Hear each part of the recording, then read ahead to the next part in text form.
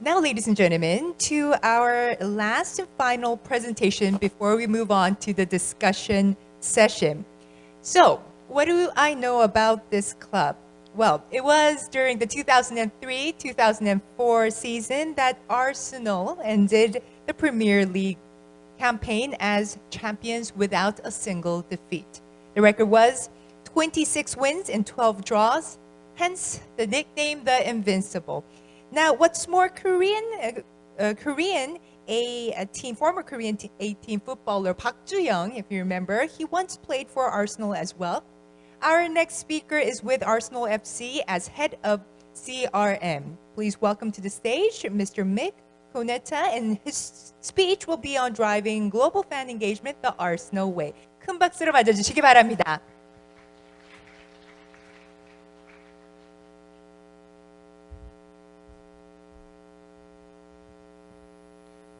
안녕하세요. So, how many Arsenal fans do we have in the audience today? There must be more than one, yeah? And I apologise for last night's result. I wasn't there, but yeah. So, what I'm going to talk to you about today is how the club approaches our fan engagement and how we use data at the heart of that story. It's great to see some of the use cases and see our brand up here in a number of other presentations, but I think it's important that we take time out to recognise the fans, so we're going to take it a step away, and the focus of this presentation is around the fans, some of you in the room, and how you engage with the club and how we use that information. So first of all, just talk to you a bit about our model, and as you can see, there are a piece around where the fan sits into that model. So we have quite a simple model. It's effectively to drive revenue and grow our revenue in the club that allows us to invest in our team, which in turn will drive on-pitch performance, which will allow us to increase our global fan base, and with that, looking at how we engage with those fans. The more we engage with those fans, then brings in more revenue into the club, and so the circle starts again. And that's really the core essence of our model. And when I joined the club, the fan base and engagement piece wasn't part of this model, but the club recognised the importance and the need to include that. So, we're not just about the football, and here are 9 separate business areas that our club, most sporting organisations, will get involved in, have touch points. Each of these all generating data. From hospitality that we put on in the Emirates, we have award-winning hospitality, and it's nice to see that Tottenham have recognised the need for that and in their development, and it's a wonderful stadium. I had the pleasure of being there on the opening night, so it was a great experience. All the way through to the brand partnerships that we have, be that with our key sponsors, Adidas, Emirates and Visit Rwanda. But you know, we're about to put on a concert this year, or early next year for the first time in a few years, so we have to rethink around how we use that opportunity to collect more data on different audiences. But we like to think about how we do things differently. And we don't look for traditional sponsorships when we're working with brands. We look for bespoke partnerships and brands that can align with the values of our club, which is inherently important around how we deliver those fan experiences globally. And the way that we work is to personalize those experiences, and as you can see, from taking on brands that are looking to change perception through Visit Rwanda, all the way through to our key sponsors, Emirates, and more recently with Lavazza. It's working with engaging brands that tell a story that we also know will engage our fan base. And at the heart of all of that is our club values, and why this is important around underpinning what we do as an organisation. So we act with class, so we like to think we run our club in the right way, and that is about having a sustainable business model where we reinvest the money that we make as an organisation for the benefit of the club, the fan base and the wider audience. We like to be together, working closely with our fans, and our investment, which I'll talk to you about in CRM, was our biggest non-football or infrastructure investment that the club has ever made, which recognised the importance of embracing new technology, data techniques to drive that fan engagement on an international scale. And that also is recognised through Always Move Forward, you know, looking to innovate and invest in the development of the future, and seeing some of those great mind-bending initiatives that we've just seen in that last presentation. You know, for organisations like sporting organisations, that can be quite daunting and quite challenging to try and take on and adopt new technology that is emerging and changing so fast. The way that our audiences want to engage with our brands, and how do we keep that pace when we've got a finite amount of money to invest as an organisation. So, and here's our brand partners, and as you can see, fairly well distributed across the world. The focus in Asia at the moment, you can see we work closely with Konami, and we work with BNN, Gansberg, and a huge global following. So 783 million according to research that was conducted with Nielsen, and put us as the third most popular football brand in the United Kingdom, and that reflects the digital footprint. But this is based on some Nielsen research we did a couple of years ago. But just looking at that global reach and those 221 million fans that we're looking to connect with across Asia and Oceania. And how do we build affinity with the Asia Pacific? So we've got a long-standing history working with brands that have come out of this area. So going back to some of those historic images that you may have seen over the years when we were sponsored by Sega, JVC, but more recently having relationships with BYD, Covermore, Konami and Gansberg. We take our CSR, corporate social responsibility, really seriously, and we work with our global charity partner Save the Children, and we've built 7 football pitches in Indonesia, and continue to coach or train coaches in the Arsenal way, so that we can educate those that don't have access to the same opportunities Western children do. And it's about building out localized content through our media team. So what I'm here to talk to you about is how we reach, engage, and ultimately monetize our global audience. And an area that I sit in, I'm head of CRM. We sit in a group, which is our media team, our CRM team, and our marketing team. And when we talk about reach, that's across all channels, club-owned and social. And how do we take those big moments that the club produces, engage with our fan base, and then turn that into revenue, which helps drive performance on the pitch. So we've got 6 key principles that we work to across CRM and the media and marketing teams. We need to be fan first, so everything we do at the club, we have the fan in mind. We take that into account in all our decision making. It's about delivering the right message, the right time, the right platform, the right channel. I think we've heard that earlier today, so it's good that we've got consensus. Rewarding engagement. It's not just about pushing out content to people. It's about engaging them, coming up with offers, propositions that they want to engage in, turning our brand into something that connects with them, both on an emotional and physical level.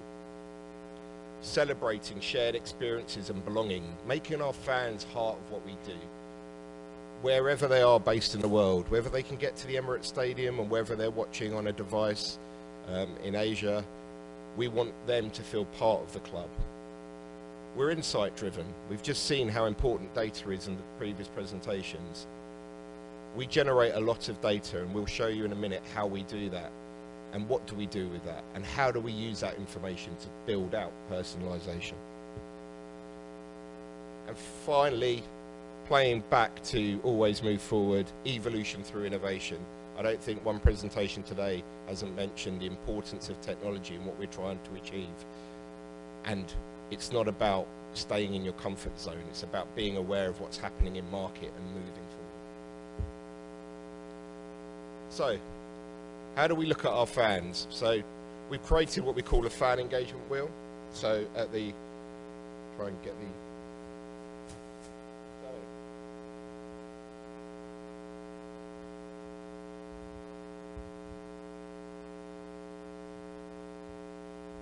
Okay, at the centre, the Emirates, the epicenter of our universe. So what we see just round nearest to the middle is our season ticket holders, and what we look at is the value that they drive on an individual level into the club. So they're spending significant amount of money buying their seat in the stadium, taking presents. And as you move out, what you'll find is the number of fans grows, but the less direct spend they have with the organisation. That's not to say they're not important, but as you can see, you're building out layers,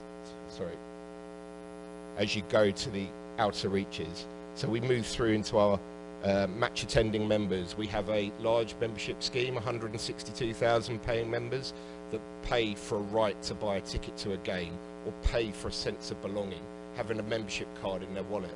650 of those paid members live in Korea.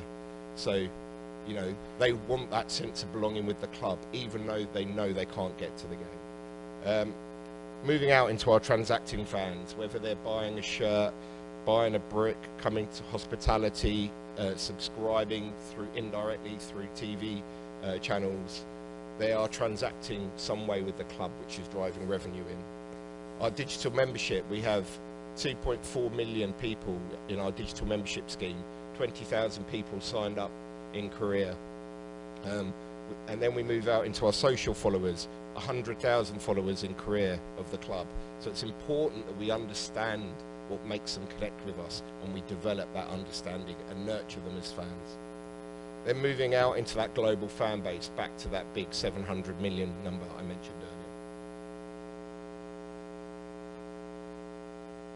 So now I'm going to show you a video of how we generate that data. We've had this video created specifically for this conference, so it's the first time anyone's seen it, so we hope you enjoy it. There's a lot in there.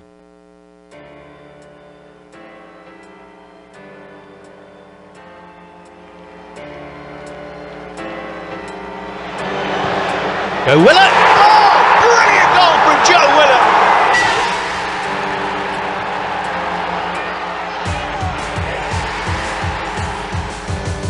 Remata al arco, la tiene ahí adentro del área, mete el centro, Torreira. ¡Ay, ay, ay, ay, ay!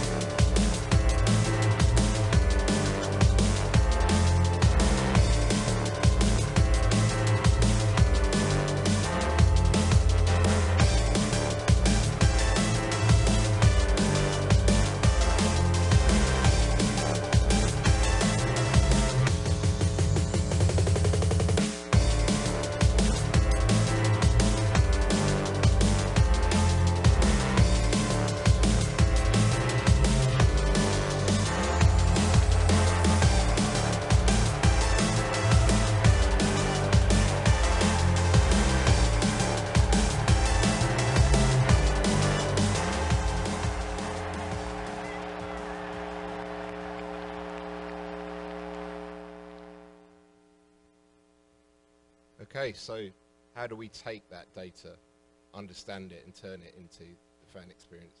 Now it works.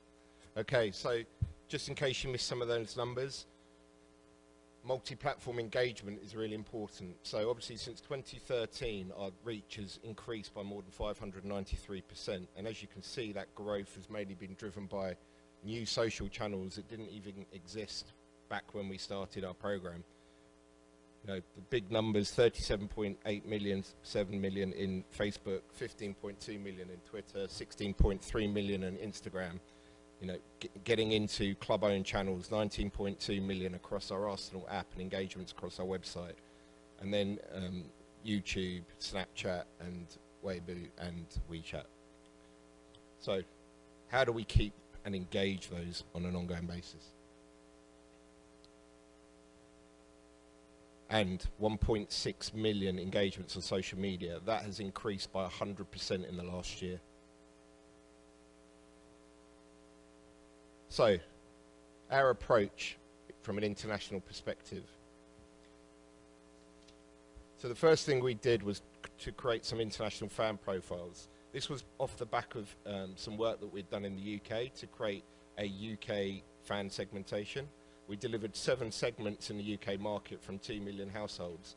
But the challenge being, we knew quite a lot about our fan base in the UK because they spend a lot of money with us and they've been coming up over time. But how do we build that out internationally? And the first thing we wanted to do was create 6 profiles from an international perspective.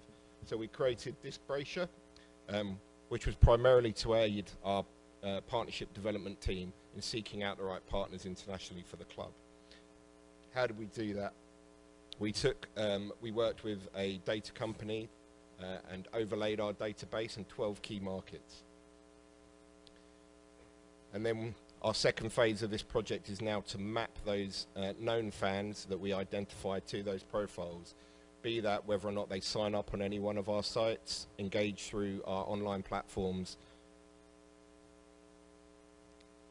And then what we're looking to deliver in this project in the next year or so is to enrich that data with additional information. So how do we build out an international fan profile? So as I said, we worked across 12 markets looking at 700 fan records. And as you can see, we tried to pick the areas of the world where we had the biggest presence. And you'll have seen these profiles briefly mentioned in the video. And it's about creating a segmentation that transitions a lot of global markets and talking around educating our organization just to understand the differences in the makeup of these profiles and really just to change the dialogue they're looking to have with these fans and understand how they can use that information to better drive engagement, personalization, and ultimately transactions and engaging conversations. So how do we map these fans to the profile? So, for example, somebody comes onto our site, unknown fan. We use sophisticated technology then to geolocate them so we can find out whereabouts they're based. In this example, the fan is based in Zurich. We're then able to profile that fan to understand more about them, as I said, so take that the geolocation data. We can map it to a grid system, which we've built out using our international segmentation. So suddenly, instead of that person just having a location, we have a location and the chances of knowing a bit more about them. And it's not as simple as just saying that device was seen in that location. It's about making an algorithm behind it to understand how long that device has been in that location, what time the device is in that location, to really recognize whether or not it's chance that that person's visiting, like I am today, or whether or not it's somewhere where they live because they spend most of their evenings there. Once you've got that information, you can then overlay the fan profile onto it. So that person that was suddenly an unknown fan, without giving me any information at all, we've got a very strong likelihood that they sit in our modern mover profile. And what that allows us to do is then target them accordingly, even to try and get them to engage with the fan and share more information. Then how do we build out that profile with more information? Well, we can start then tracking behavioral data through the devices, looking at their device history, knowing, again, through the use of cookies, dropping an ID onto one of our platforms, which then starts tracking their behavior. So not only do I know the chances of what kind of demographic segment they are, I also know a bit more about them in terms of how they behave. What content are they consuming when they engage with the club? How are they doing it? Are they doing it via a device? Are they doing it through the web? Are they looking at our emails? We can then bring out and play onto social platforms. So experience technology is starting to make some footprint with us, which is just creating more engagement content online, which ultimately collects data. So be that a competition to win a shirt, and it could be a straightforward quiz, or it could be something more competitive, like a football manager game or a guess the team game, using those elements to collect more data, overlay that back onto our database. We can play those mechanics out across social as well as our own platforms, And that also means we're just generating more information. Engagement data is still pretty important. Are they opening emails? What are they doing when they open emails? Are they opening texts? What time are they opening texts? When do they want to engage? Because it's not about one channel, it's about a multi-channel approach. So it's about sending them an email, but also maybe a prompt on Facebook, trying to engage a younger audience through Instagram, and working very closely with their tech teams to try and work out how we can start looking at using products like Instagram retail, which is where someone can actually buy product within Instagram platform, as opposed to pushing them onto an Arsenal Direct site, which is a club-owned channel. So to really make the way of engaging with the club as simple as possible. Don't take people on a very long journey. Keep the journey. Everyone is time poor now. We learn that the younger market, the attention span is there as long as you engage with them in the right way. And then finally, we're moving into psychographic data. And what does that mean? So it's an extension of the data types we already have, but really understanding the psyche of the fan, what motivates them, what makes them behave differently to any other fan. So be that they always want to have the most up-to-date device and they won't look at any market research. They know the latest Apple is coming out, they know the latest Samsung device is coming out, and they go and buy it. Or are they a type of purchase that likes to take their time, do their research, look at price comparisons, compare multiple devices, read all the reviews, and then make a buying choice? Actually, to you and me, they look like exactly the same person, but unless you get under that psyche, you know how much marketing, what kind of language, tone of voice do you need to use with that fan to make them behave in a way that you think will also relate to how the club wants them to behave. And ultimately, we are then enriching that. So suddenly, we learn about that unknown fan. We didn't know where they were. We found out where they were. We assigned them to a segment. We tracked their behavior. We pulled in more information on them, built out a social profile, delivers more data into the club, and then that allows us to personalize that journey. So this is just a more pictorial representation of what I've just said. So we listen to the site, and as you can see, someone's landed on our landing page. We suddenly identify them, recognize them as a modern mover. So suddenly we've got, they live in Seoul, they're aged 40, their priorities are family, young children, their club engagement, they're a digital member, so they're not transacting directly, but they're consuming video content. Their recent interaction is they've been browsing kids' merchandise on loan on Arsenal Direct. So just subtle changes to the website. We can suddenly hit them with maybe a splash page, or take an image and then pass it onto the website. So really subtle changes to that personalization. We saw earlier how companies are using DMP to do off-platform. This is about controlling on-platform journeys, and also then we can look at how we extend that out off-platform using this insight.